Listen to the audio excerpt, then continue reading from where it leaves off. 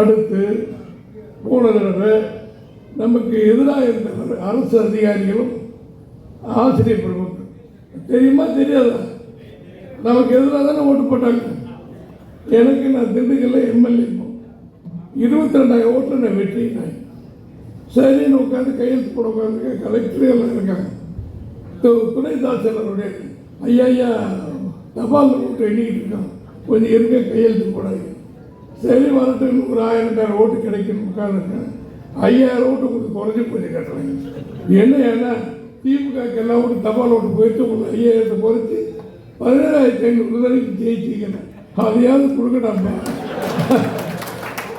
அதை ஜெயிச்சுட்டல போதும்டாப்பா அப்படின்னு தாய்மார்கள் பெருசாக பிறந்த குழந்தைய பார்த்து மகிழ்ச்சி அடைவாங்க இல்லையா, அந்த மாதிரி மகிழ்ச்சி அடைவதற்கு ஒரே ஓட்டு ஓடியாத மாதிரி ஆகிப்போச்சு. எதுக்கு சொல்கிறேன்னா என் ஒரு தொகுதியில் 5000 ஓட்டு, அத்தனை ஓட்டு எங்களுக்கு எத்தனை தான் வந்திருக்குன்னு ஒன்றும் கூட உங்களுக்கு வரலைங்க. எவ்வளோ தெளிவாக இருக்காங்க. ஆனால் குலகார பாவிகான்னு சொல்லிட்டு அது அப்படி ஒரு சூழ்நிலை. தமிழ்நாடு முழுவதும் ஏறத்தாழ அரசு அதிகாரிகள் ஆசிரியர்கள் குடும்பத்து ஓட்டு 80 லட்சம் ஓட்டு தோழர்கள்.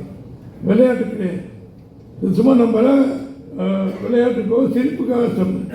எல்லாருடைய ஓட்டுகள் 80 லட்சம் ஓட்டு.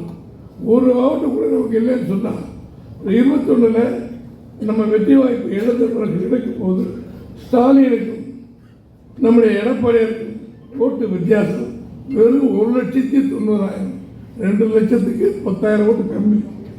அதெல்லாம் நம்ம தோற்று போயிட்டோம்.